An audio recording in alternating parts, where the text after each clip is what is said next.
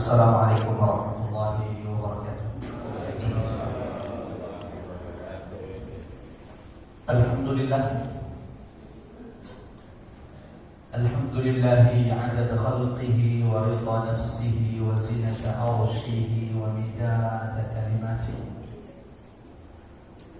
Alhamdulillah alladzi la ilaha illa huwal ahadus samad. Lam yalid wa lam yulad wa lam yakul lahu kufuwan ahad. Asyhadu an la ilaha illallah wahdahu la syarika lah wa asyhadu anna Muhammadan abdullahi wa rasuluhu al-mab'uuth rahmatan lil alamin.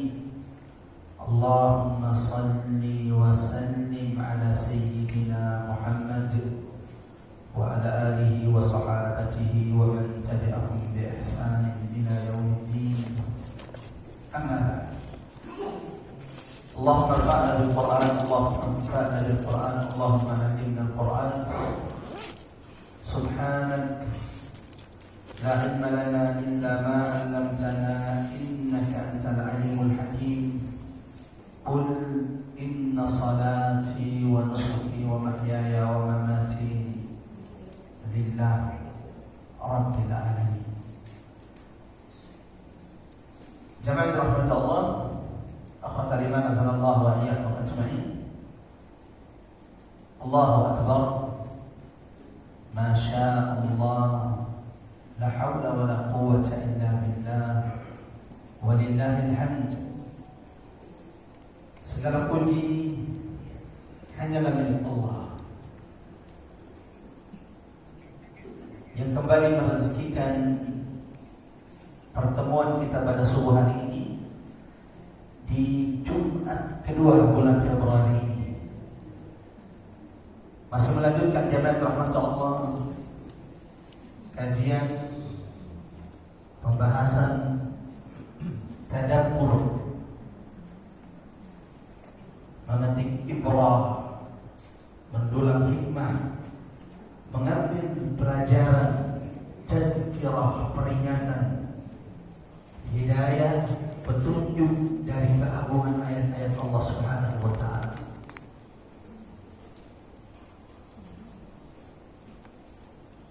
Mudah-mudahan saat ini ketika majelis ini sudah dimulai, terlebih Masya Allah kita sudah sholat subuh berjamaah. Ya kata Nabi sallallahu alaihi wasallam, man shalla subha fi jama'atin, barang siapa yang sholat subuh berjamaah, fahuwa fi dhimmatillah, maka hari itu dia dalam penjagaan perlindungan Allah Subhanahu wa taala. Tidak ada orang yang senantiasa menjaga sholat subuhnya berjamaah kecuali Allah pasti menjauhkannya dari kemunafikan. Maka tersenyumlah, beruntunglah siapapun yang Allah mudahkan, lembutkan hatinya untuk senantiasa sholat subuh berjamaah. Nabi menyebutkan dalam hadis, asqal salat 'ala al-munafiqin. Salat yang paling berat dilakukan, ditegakkan orang-orang munafik itu ada dua. Salat Isya dan salat subuh. Law arafu ma fihima, seandainya manusia, khususnya mereka orang-orang munafik itu melihat, mengetahui apa yang Allah janjikan pada salat subuh dan salat Isya, la atauhuma wa rahabwa, mereka pasti akan mendatanginya walau mereka harus merangkak. Sama-sama kita berdoa mudah-mudahan Allah istiqomahkan kita dan Allah tidak mencabut nikmat ini dari kita semuanya. Amin ya rabbal alamin. Jemaah rahmat Allah, pembahasan terakhir kita adalah surah Al-Falaq. Betul atau tidak? Kita jangan-jangan sudah berbahasa lagi. Hari ini insyaAllah kembali kita akan mendulang hikmah, memetik ibrah, pelajaran, peringatan Allah dari salah satu surah yang sering dibaca oleh kita. Dan saya jamin insyaAllah semua yang ada di sini ini juga sering membaca surah ini. Bahkan bisa jadi ini favorit bacaan kita di salat-salat sunnah kita, yaitu surah Al-Ikhlas. Qul huwallahu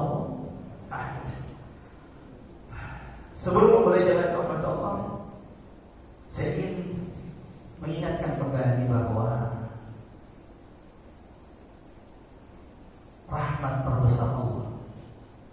Ya Allah, jika tidak percaya setelah ini coba buka, kalau di rumah nanti ada waktu, coba buka Quran surat ke-55.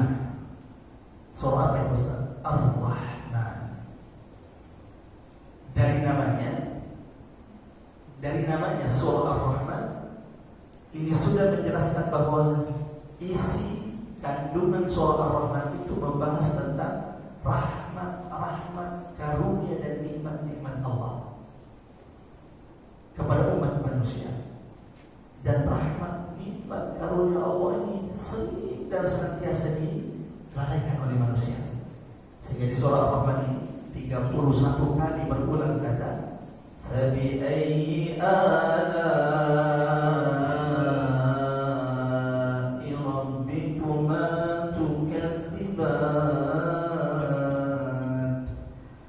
Pernah ada orang zindik, kalau hari ini mungkin ya ala-ala liberal lah, ya, mengatakan Quran ini banyak yang berulang, banyak yang tidak bermanfaat, pengulangan yang tidak penting. Akhirnya dipanggil oleh khalifah, yang mana yang kamu maksud Quran ini mubazir, pengulangan yang tidak penting? Coba lihat surah Ar-Rahman. Fabi'ayyi ala'i rabbikuma tukadziban. Berulang 31 kali. Kan cukup sekali saja, toh sama juga redaksinya. Akhirnya khalifah yang cerdas ini bertanya, tangan kamu ada berapa? Ya dua, ya sudah, mestinya cuma satu saja. Kaki kamu ada berapa? Dua, ini kan mengulang juga, udah satu aja. Sampai akhirnya kemudian tobat dari kesesatannya tersebut. Nah, jemaat rahmat Allah, apa rahmat terbesar Allah kepada umat manusia? Penciptaan kita ini rahmat kasih sayang Allah. Tapi jangan banggakan penciptaanmu. Nikmat penciptaan ini Allah berikan kepada semua manusia, mau kafir, mau mukmin, mau taat, mau tidak taat, semuanya diberikan nikmat penciptaan ini. Betul atau tidak? Allamahul bayan, bisa berbicara, mampu menjelaskan, gak usah juga dibilang. Nikmat bayan, mampu berbicara, juga Allah berikan kepada semua hamba. Asy-syamsu wal qamar, alam semesta, dunia dan isinya ini tidak usah kau banggakan. Ini juga Allah berikan kepada siapapun.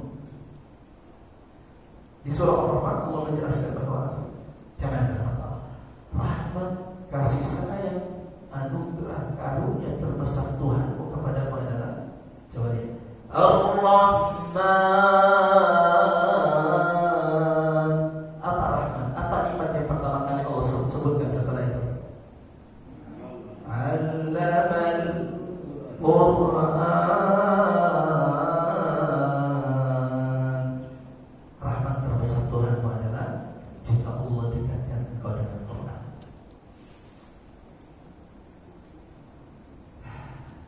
Ini nasihat dari seorang adik kepada kakaknya. Kalau ada yang belum bisa baca Quran, belum belajar, perbaiki baca Quran, terus belajar baca Quran. Sebelum nanti menyesal di hadapan Allah Subhanahu wa taala ketika Allah sudah menghisap setiap nikmat karunia yang telah Allah berikan kepada kita. La tus'alunna yawma idzin 'anil na'im.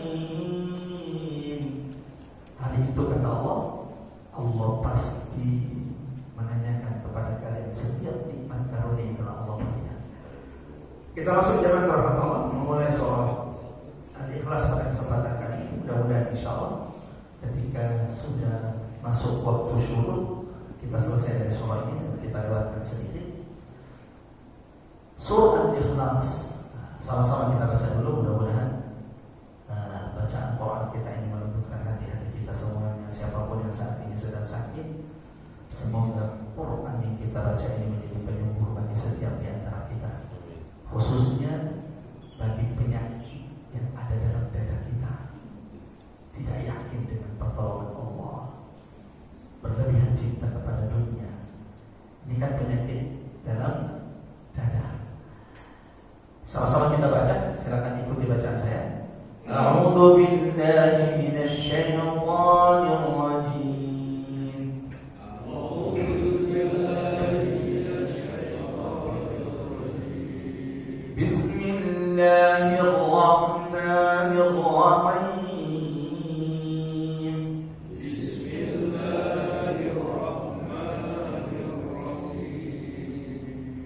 Qul huwallahu ahad.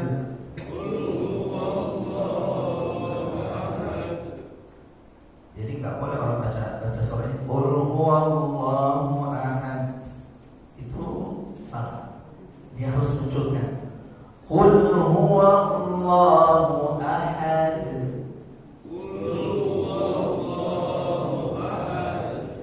Dan jangan ditahan ahad.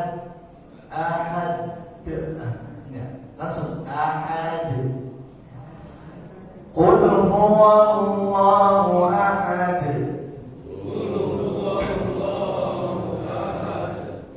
Allahus samad. Lam yalid wa lam yulad.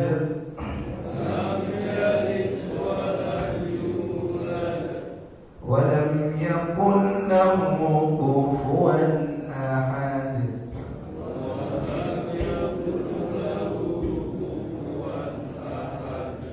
Qul, katakan wahai Muhammad, Allahu ahad. Allah Tuhanku adalah Dia yang Maha Esa. Allahus samad. Katakan kepada manusia wahai Muhammad, Allah Tuhanku tempat bergantung seluruh makhluk. Lam yalid, tidak pernah diperanakan.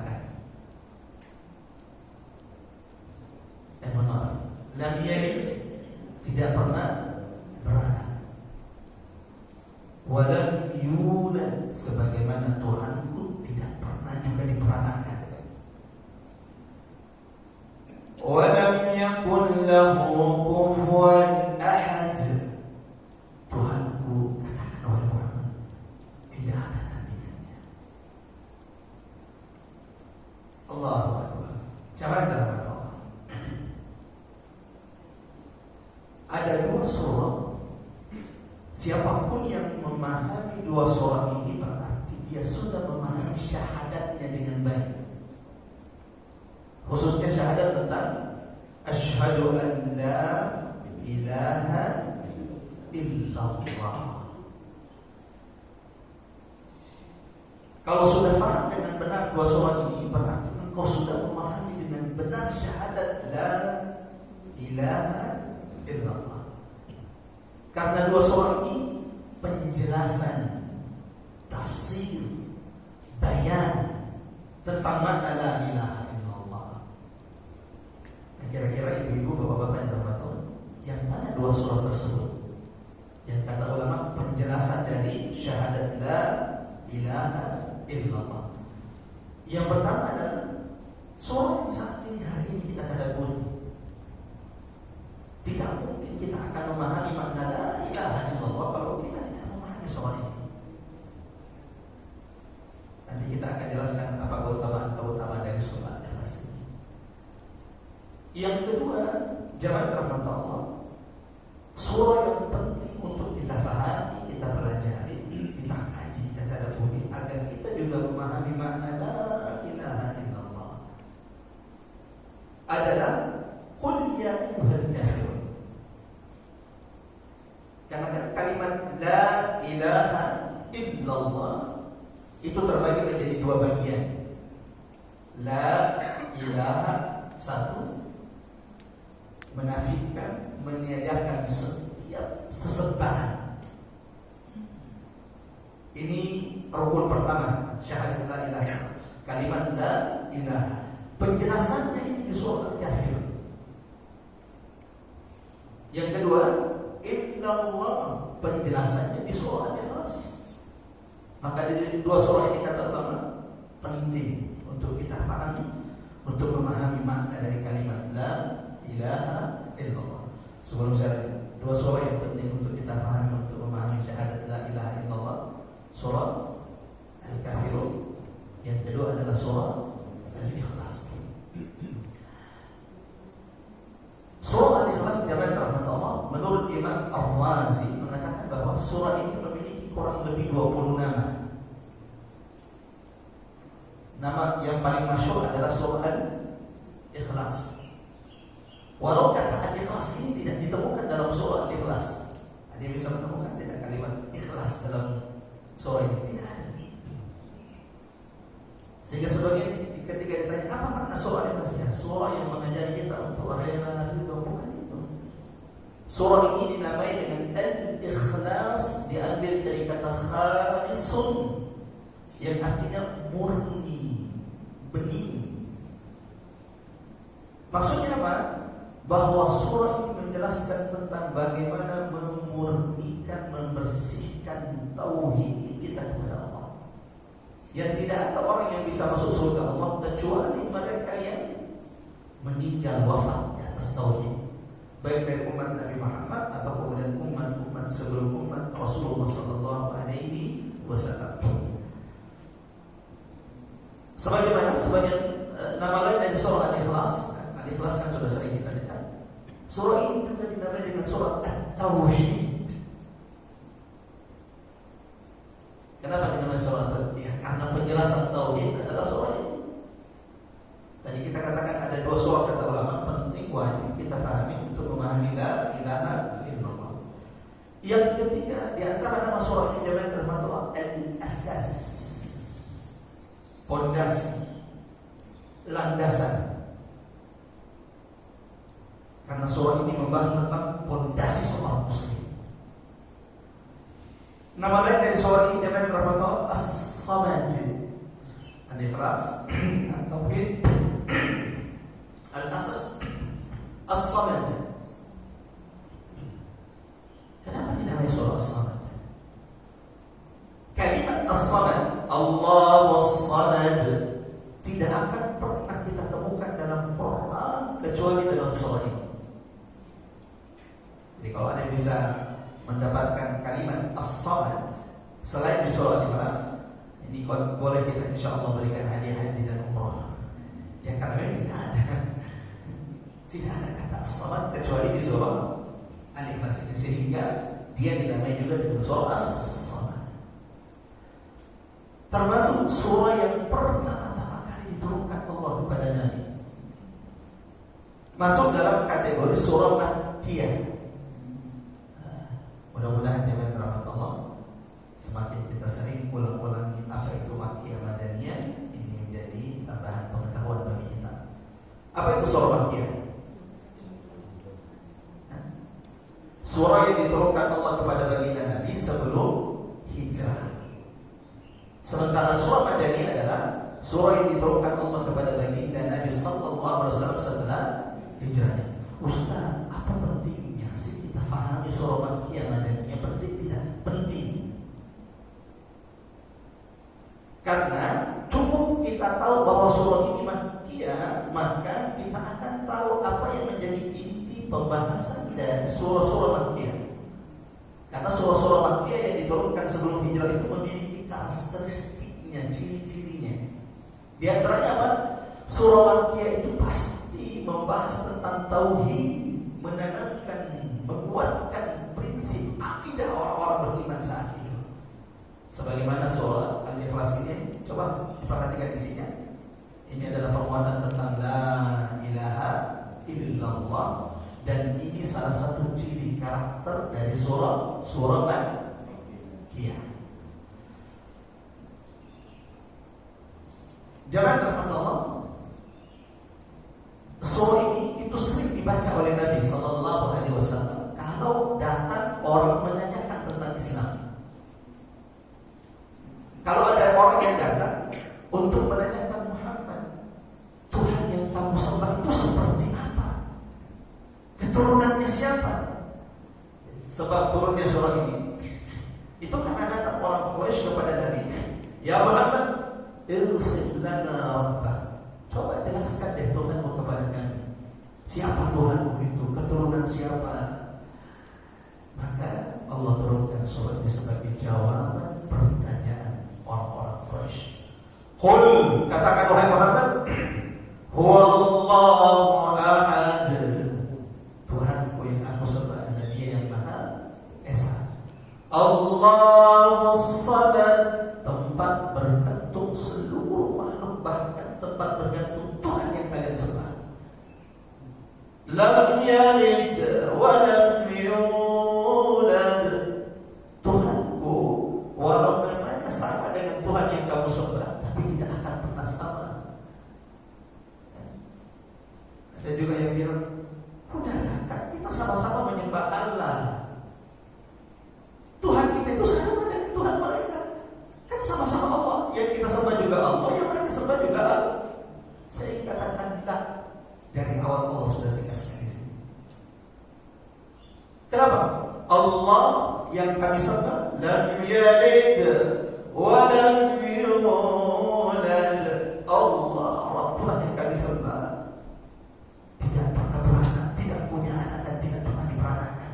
Sementara Allah yang kalian yakini, yang kalian sembah punya anak atau tidak? Sama tidak Tuhan kita kalau begitu? Tidak. La a'budu ma ta'budun. Sampai kapanpun, kalaupun engkau ingin mengatakan kita sama, la a'budu ma ta'budun, aku tidak akan pernah menyembah apa yang kalian sembah. Wa la antum 'abiduna ma a'bud. Sebagaimana kalian sampai kapanpun tidak akan pernah menyembah Tuhan yang aku sembah, walau namanya sama, tapi Rabb Tuhan kita berbeda. Lakum dinukum, terus waliyadin. Sampai suatu hari jemaah rahmat Allah, ada sahabat yang saat itu belum masuk Islam, namanya At-Tufail bin Amr Ad-Dawsi. Jauh-jauh datang ke Mekah hanya untuk tawaf. Jadi tawaf itu bahkan sebelum Islam sudah ada. Jangan dikira bahwa tawaf itu ada nanti setelah Nabi Muhammad. Nah, syariat tawaf itu sudah ada sebelum Nabi Sallallahu Alaihi Wasallam. Orang-orang Quraisy itu sudah biasa tawaf di sisi Ka'bah. Bedanya talbiyahnya mereka itu tidak sama dengan talbiyah yang saat ini kita bacakan. Labbaik Allahumma labbaik, labbaik la syarika laka labbaik. Kalau talbiyah mereka dulu, labbaik Allahumma labbaik, labbaik la syarika laka labbaik illa syarikan ja'altahu laka syarika. Jadi tidak ada sekutu bagimu kecuali sekutu yang telah kau pilih untuk dirimu. Ini kan jelas tidak sesuai dengan talbiyah kita. Datang At-Tufail bin Amr Ad-Dawsi ke Mekah. Dan ini adalah salah satu tokoh pemimpin sebuah kabilah di Jeddah, namanya kabilah Daus. Pembesar-pembesar Quraisy, Abu Lahab, Abu Jahal, ketika mendengarkan At-Tufail bin Amr Ad-Dawsi sampai di Mekah, mereka khawatir kalau orang ini ketemu dengan Muhammad, ini akan tersihir, ini akan jadi pengikutnya Muhammad. Dan kalau jadi pengikutnya Muhammad, ini bahaya. Ini orang-orang di belakang ini bisa ikut semua. Maka sebelum itu terjadi, sebelum orang ini bertemu dengan Nabi Muhammad SAW, pembesar-pembesar Quraisy segera menjauhnya. Lalu mulai memprovokasi tentang Muhammad. Ya Tufail, hati-hati. Di tengah-tengah kami ini ada anak muda yang memisahkan antara laki-laki dengan perempuan, memisahkan orang tua dengan anaknya, memisahkan istri dengan suaminya. Jangan sampai engkau mendengarkan apa yang dibacakan oleh orang ini, karena engkau akan tersihir. Jadi salah satu yang paling ditakutkan orang Quraisy di awal-awal Islam itu, kalau sampai ada orang mendengarkan bacaan Quran Nabi Muhammad SAW. Sehingga apa kata orang Quraisy saat itu? وَقَالَ الَّذِينَ كَفَرُوا لَا تَسْمَعُوا لِهَذَا الْقُرْآنِ. Orang kafir itu saling mengingatkan satu sama lainnya, jangan sampai kalian mendengarkan Quran dari Muhammad, karena kalau sampai itu terjadi, kalian pasti akan tersihir. Terus gimana caranya? Kan kami juga mau tawaf. Sumpah, tutup telinga kalian dengan kapas. Sampai di sini jangan terbatal. Kalau ada orang masih senang mendengarkan bacaan Quran, Allahu Akbar, hidayah itu mesti datang kepadanya. Tapi kalau sudah benci dengan Quran, tidak mau dengan Quran, itu udah berat. Kita lanjut. Akhirnya At-Tufail bin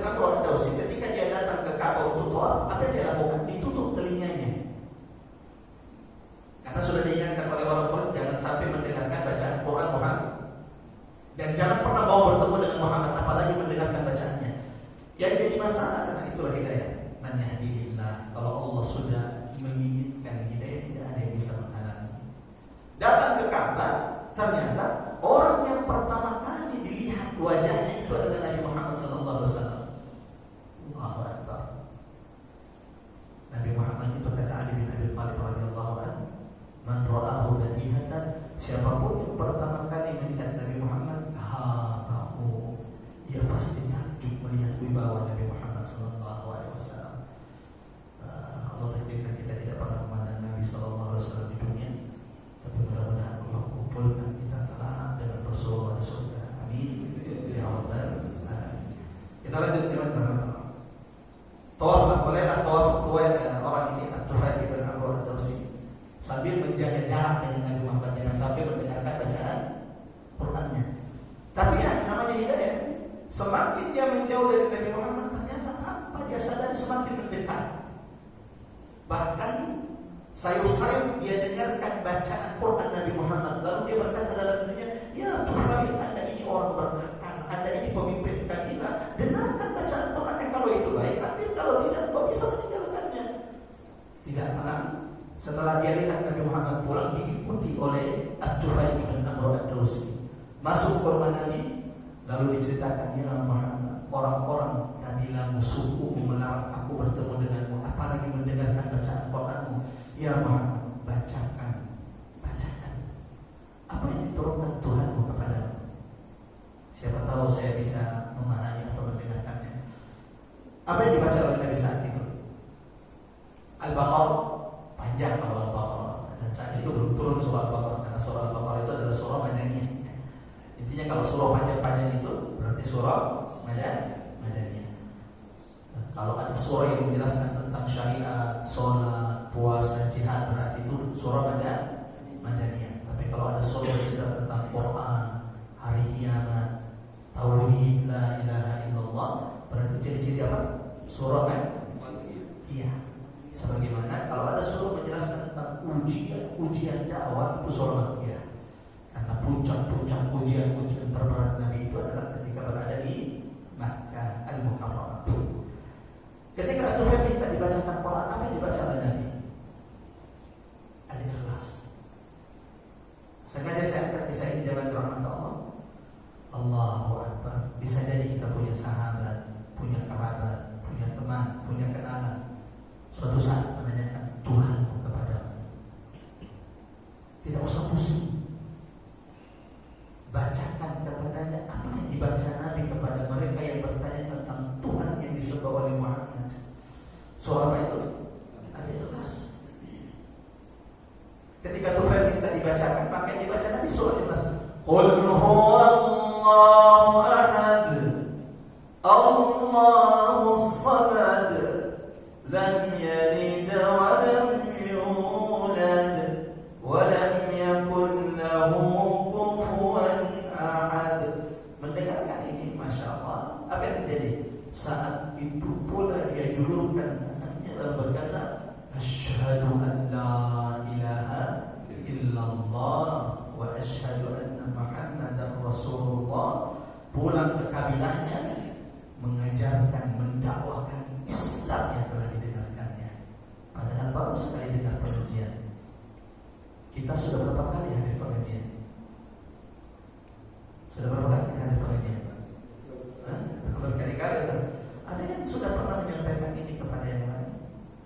Mudah-mudahan insya Allah ilmu itu tidak hanya sampai kepada kita, setidaknya sampaikan kepada orang-orang terdekat kita, anak, istri, kerabat-kerabat kita. At-Tufail bin Amr baru sekali didengar, pulang disampaikan tentang itu, dan akhirnya yang masuk Islam siapa? Abu Hurairah radhiyallahu anhu itu masuk Islam melalui sahabat ini. Yang masuk Islam ketika mendengarkan surah Al-Ikhlas, Qul huwallahu ahad, Allahus samad, lam yalid wa lam yulad wa lam yakul lahu kufuwan ahad. Sebelum kita mengambil hikmah pelajaran dari surah ini, apa pesan yang bisa kita amalkan dalam kehidupan kita dari surah ini, kita akan sejenak membahas tentang fadilah, keutamaan surah ini. Ada yang sholat sunnahnya di sini? Wajahnya sudah wajah ikhlas semua ini.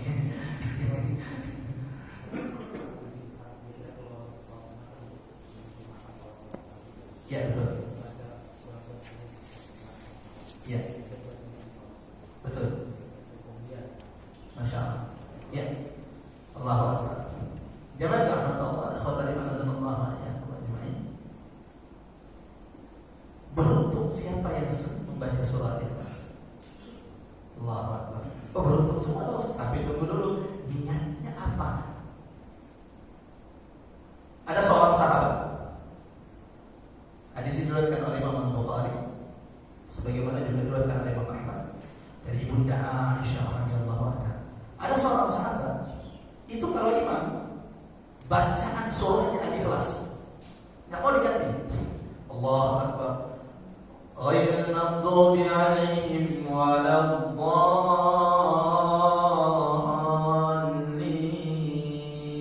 Apa yang dibaca setelah itu?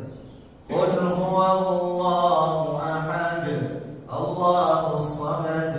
Rakaat kedua sama. Waladdallin. Apa yang dibaca? Qul huwallahu ahad. Boleh tidak seperti itu? Boleh atau tidak? Boleh. Karena kan syarat sahnya salat itu apa? Al-Fatihah. Makanya yang menjadi imam itu harus benar bacaan Fatihah. Bacaan surah-surahnya masih salah tidak ada masalah. Yang penting bacaan Fatihahnya itu benar. Karena tidak sah salat orang yang tidak membaca Fatihah. Sebagaimana kalau imamnya berantakan baca Fatihahnya, itu bisa merusak sholat orang-orang yang di belakangnya. Tapi alhamdulillah di masjid kita ini, masya Allah, imam kita ini Ustaz Abdullah, Allahu Akbar. Nah, akhirnya diprotes oleh sahabatnya. Ente tidak punya hafalannya selain surah Ikhlas, kulhu terus yang dibaca. Akhirnya kata sahabat ini, ya ini cara saya. Kalau kalian senang, saya akan imami kalian. Kalau kalian tidak senang dengan cara saya, ya gantikan saya. Pilih salah satu, tunjuk siapa di antara kita yang menjadi imam. Saya ikut sholat di belakangnya, tapi selama kalian menuju saya menjadi imam, ya ini cara saya sholat. Karena di antara mereka tidak ada yang lebih bagus bacaannya, hafalannya dari orang ini, maka selama perjalanan, selama safar dia terus menjadi imam. Tapi teman-temannya itu menyimpan sesuatu dalam hati mereka, pulang datang mengadu kepada Nabi, ya Rasulullah, ini sahabat kami jadikan imam. Setiap rakaat yang dibaca qul huwallahu ahad, seakan-akan enggak ada surah lain dalam Al-Qur'an. Kata Nabi, saluhu li ayyi syai'in yasna'. Tanyakan kepada dia kenapa dia lakukan itu. Riwayat lain mengatakan Nabi akhirnya memanggil sahabat tersebut lalu menanyakan, ya fulan, ini contoh pemimpin yang baik. Tidak hanya mendengarkan dari satu pihak. Ya fulan, aku mendengar bahwa engkau melakukan ini. Di setiap rakaat engkau membaca qul huwallahu ahad. Lima salat. Kenapa engkau melakukan itu? Kata sahabat, ya Rasulullah, karena di dalam surah ini ada sifat-sifat Allah yang Maha Rahman. Dan saya senang membacanya. Karena setiap saya membaca dan memahami ayatnya, itu akan menambahkan keimanan bagi saya. Apa kata Nabi? Dan lagi-lagi beruntung bahwa bapak ibu-ibu yang sering baca surah Ikhlas, kalau sama niatnya dengan sahabat ini. Apa itu? Kata Nabi kepada sahabat, hubbuka iyyaha, wahai sahabatku, kecintaanmu kepada surah Al-Ikhlas yang telah akan memasukkanmu ke dalam surga. Allah. Nah, tinggal lihat aja niat kita selamanya baca surah sekarang apanya? Biar cepat, ini paling pendek, ini saya hafal ini, biar cepat kelar. Atau karena memang ada kandungan makna yang menguatkan hati kita ketika membacanya. Nah, mudah-mudahan insya Allah setelah mendengarkan penjelasan ini, ketika membaca surah Al-Ikhlas, apa yang harus muncul? Rasa kecintaan kepada surah ini karena pembahasannya. Karena surah ini membahas tentang apa? La ilaha illallah. Agar ketika kita baca surah ini, Allah kuatkan tauhid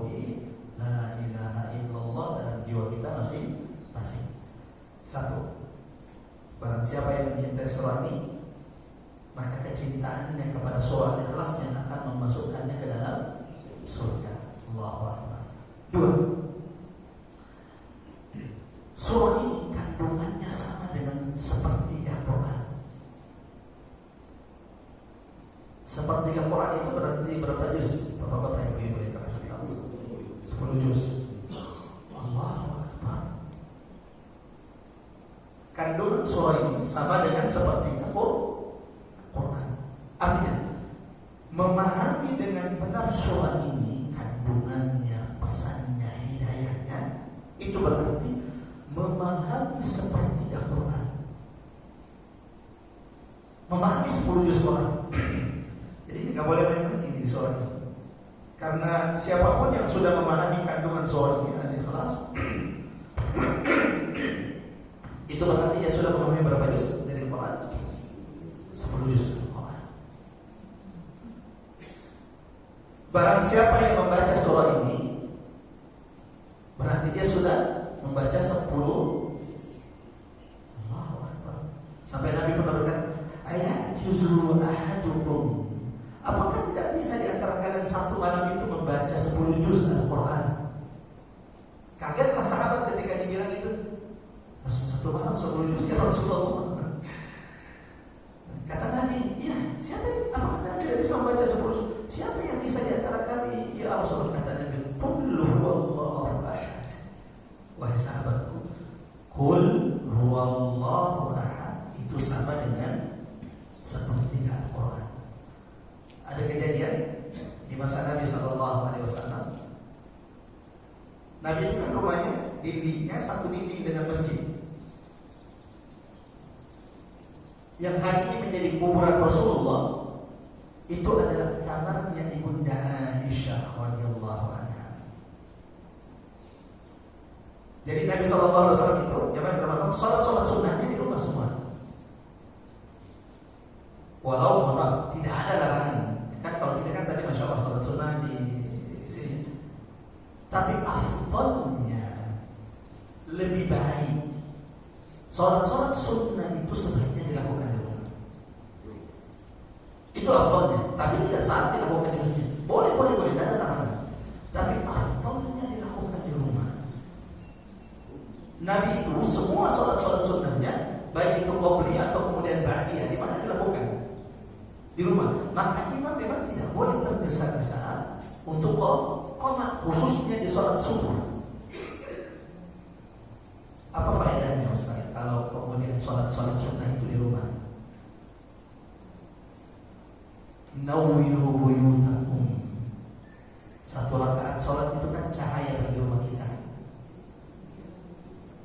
Ya syukur-syukur kalau kemudian kita sholat tahajudnya masya Allah dijaga di rumah. Tapi kalau belum bisa menjaga sholat tahajud, jangan sampai rumah kita tidak pernah diterangi dengan sholat kita. Hikmah kenapa sholat sunnah itu sebaiknya dilakukan di rumah, agar rumahmu juga diterangi Allah dengan cahaya sholat. As-salatu nur. Masya Allah, sudah masuk ini. Berarti sepertinya untuk pertemuan kali ini kita pengenalan surah Al-Ikhlas, keutamaan surah Al-Ikhlas.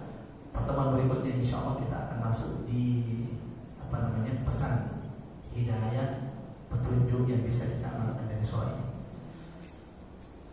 Yang pertama tadi apa keutamaan surah Al-Ikhlas? Barang siapa yang mencintai surah ini, maka cintanya ini akan masukkan ke dalam surga. Allahu Akbar. Karena kandungan yang terdapat dalam surah ini. Yang ketiga, surah ini barang siapa yang memahaminya berarti sudah memahami seperti Al-Quran. Barang siapa yang membacanya dengan benar, qul huwallahu ahad, Allahus samad, lam yalid wa lam yulad wa lam yakul lahu kufuwan ahad. Maka baca seperti orang yang membaca 10 juz Al-Quran. Suatu tadi saya mau menceritakan kisah bagaimana Nabi masuk ke dalam masjid. Lalu tiba-tiba Nabi berkata kepada sahabatnya, "Oh syudu, siap-siap wahai sahabatku. Oh syudu, persiapkan diri kalian. Fa inni sa'aqra'u 'alaikum thulutsal Qur'an." Karena malam ini Aku akan mengimami kalian 1/3 atau 10 juz Al-Quran. Kalau Ustaz Abdullah tiba-tiba salat Isya, bapak-bapak, ibu-ibu, insya Allah salat Isya malam ini 10 juz insya Allah. Gimana ekspresi kita masing-masing ini?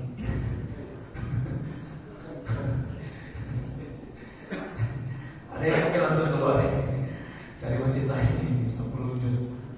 Allahu Akbar. Saya juga belum pernah merasakan 10 juz satu kali salat ya. Allahu Akbar. Mudah-mudahan bisa merasakannya suatu saat. Yang ada 1 juz, 2 juz, alhamdulillah sudah pernah merasakan.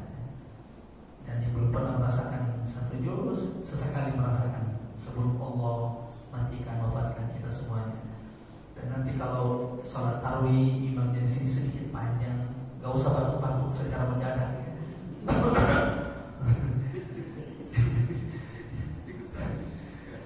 Gak usah dikode imamnya ya. Sepanjang apapun bacaan imam kita hari ini, tidak ada apa-apanya dengan panjangnya salat sahabat-sahabat Nabi. Allahu Akbar. Utsman bin Affan radhiyallahu anhu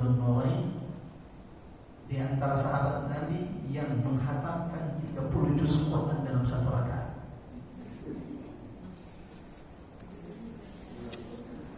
Utsman bin Affan 30 juz dalam satu rakaat, mulai baca Isya kelar sebelum sholat subuh. Radhiyallahu anhu. Kalau Nabi gimana Ustaz? Jangan tanya, kata Ibunda Aisyah, dan tas'al tuli salati. Jangan tanya bagaimana panjangnya salat Nabi sallallahu alaihi wasallam. Padahal sudah dijamin masuk surga. Derajat surganya paling tinggi. Paling tinggi. Salat malamnya sampai bengkak-bengkak kakinya. Saya juga pernah bengkak kaki tapi main futsal. Nabi sallallahu alaihi wasallam Allahu Akbar karena salat. Sampai Ibunda Aisyah meneteskan air mata ketika tengah malam ia terbangun, kakinya itu menyentuh tubuh Nabi yang sedang sholat. Ya Rasulullah, katakanlah, apakah kau masih menyiksa dirimu? Wa qad ghafarallahu laka ma taqaddama min dhanbika wa ma ta'akhkhar. Padahal Allah sudah mengampunkan semua dosa-dosa yang telah lalu bahkan Nabi tidak ada dosanya. Itu pun sudah dijanji oleh Allah akan diampunkan semuanya.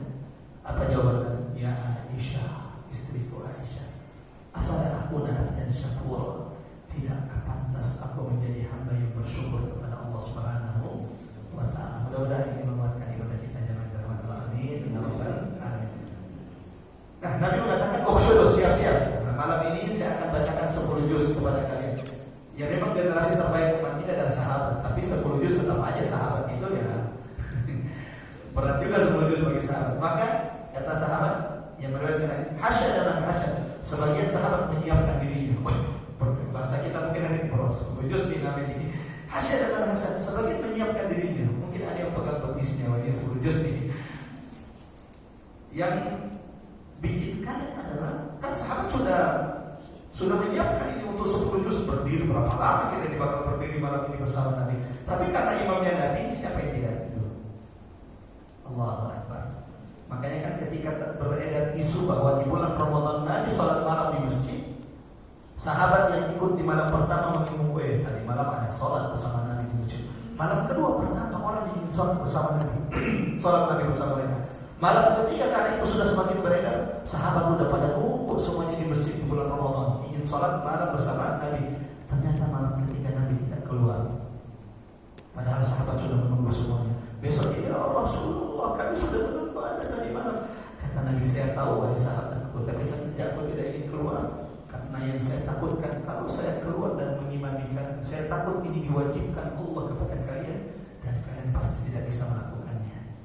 Allah Akbar. Lihat bagaimana cintanya Nabi kepada kita umat Rasulullah sallallahu alaihi wasallam. Allahumma shalli wa sallim ala Muhammad wa ala Muhammad. Nah, ternyata Nabi apa yang dibaca setelah Al-Fatihah? Yang dibaca Nabi, qul huwallahu ahad, Allahus samad.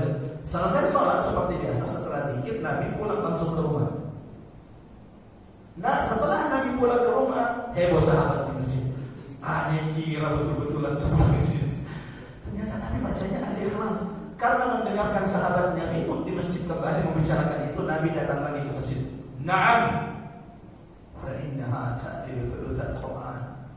Betul wahai sahabat, mengira bahwa itu tidak seperti sepertiga Quran? Ya, innaha ta'dilu thulutsal Quran. Barusan saya bacakan kepada kalian seperti bacaan sepertiga atau 10 juz Al-Quran.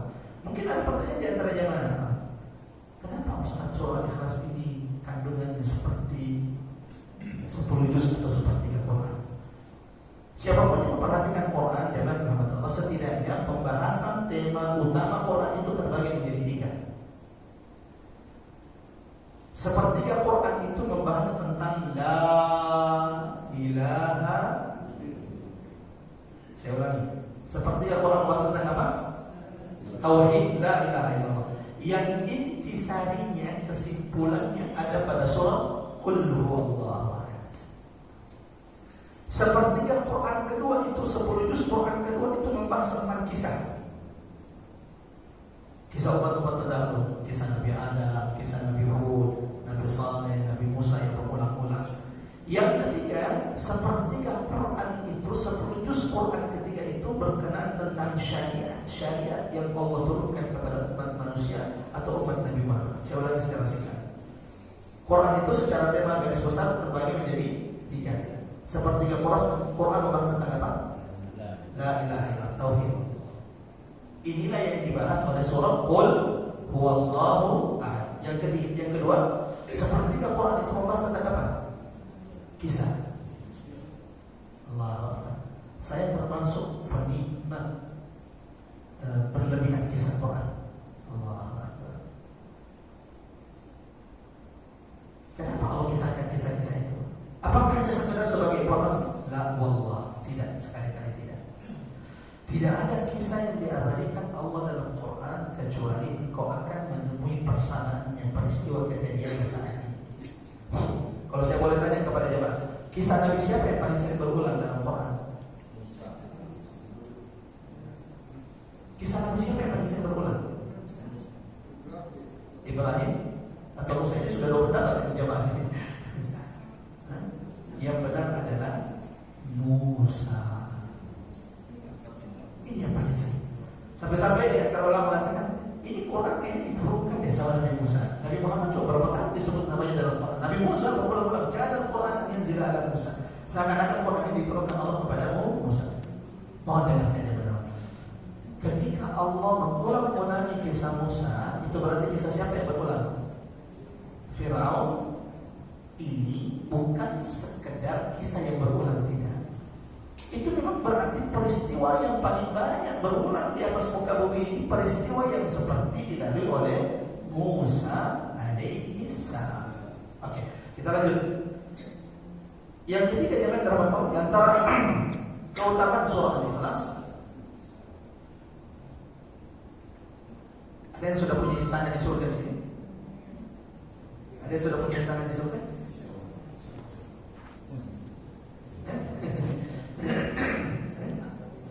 Insya Allah. Semoga setiap di antara kita sudah punya rumah di surga Allah Subhanahu wa taala. Tidak ada orang yang menjaga sholat rawatib 10 rakaat. Selain sholat wajib, sholat sunnah qabliyah ba'diyah 10 rakaat. Kecuali hari ini jika sholat sunnahnya 10 rakaat, hari ini Allah bangunkan baginya rumah di surga. Sama nggak satu rumah kita di dunia? Allah, tidak sama sekali. Rumah di surga itu, Nabi pernah ditanya, ya Rasulullah, al-baitu fil jannati ma bina'uha. Rumah di surga itu seperti apa bangunannya? Qala labinatu min dhahab. Mau tahu rumah di surga? Batu batanya itu terbuat dari emas. Ada penghuni kunci tidak di sini yang batu batanya terbuat dari emas? Kalau ada boleh juga kita ke sana sekali. Ya, ada yang main rahmat Allah. Nah, keutamaan surah Al-Ikhlas, dan ini hadisnya sahih, jemaah rahmat Allah, diriwayatkan oleh Imam Ahmad dan sahabat Mu'adz bin Anas al-Juhani radhiyallahu anhu. Dan insyaallah ketika kita tutup pengajian ini, kita akan amalkan hadis ini. Apa itu?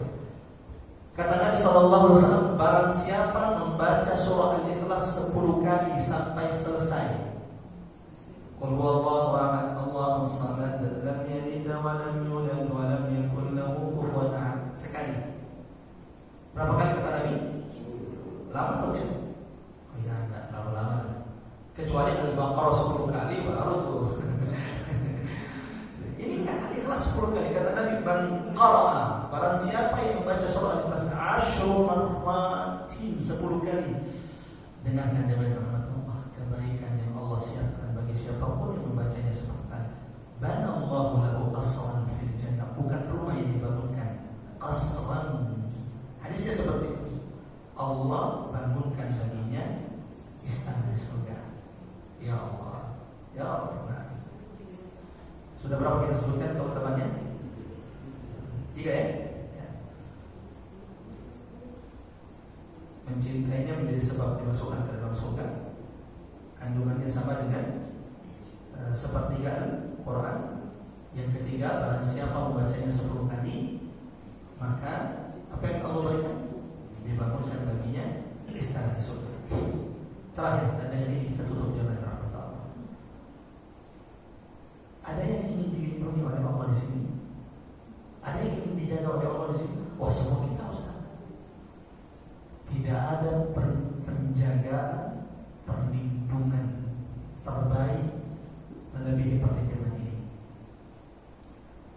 Security itu kan, security kompleks, security rumah kita hanya menjaga, mengamankan apa? Hanya mengamankan pencuri atau ya kalau ada maling. Tapi bisa nggak dia mengamankan setan yang nggak masuk menggoda kita? Ya nggak bisa lah Ustaz. Bisa nggak kemudian menjaga penyakit itu tidak masuk ke rumah kita? Ya nggak bisa juga.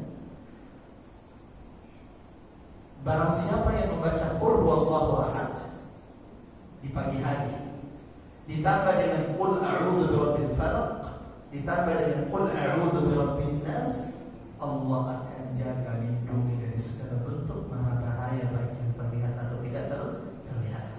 Maka Nabi tidak pernah di pagi hari dan sebelum tidurnya, di pagi hari, di sore hari dan sebelum tidurnya, Nabi tidak pernah meninggalkan membaca 3 surah ini. Qul huwallahu ahad, Qul a'udzu birabbil falaq, yang ketiga Qul a'udzu birabbin nas. Mudah-mudahan singkat ini bermanfaat dengan rahmat Allah. Seperti yang saya katakan tadi, sebelum kita bubar dari sini, mari sama-sama kita bangun istana di surga saat ini. Amin ya rabbal alamin. Apa yang kita lakukan? Kita baca sama-sama Al-Ikhlas berapa kali? Cukup 10 kali. Dan mudah-mudahan setelah kita selesai membaca ini, Allahu Akbar, Allah bangunkan bagi siapapun di antara kita istana di sisi Allah Subhanahu wa taala. Sama-sama kita baca. Bismillahirrahmanirrahim.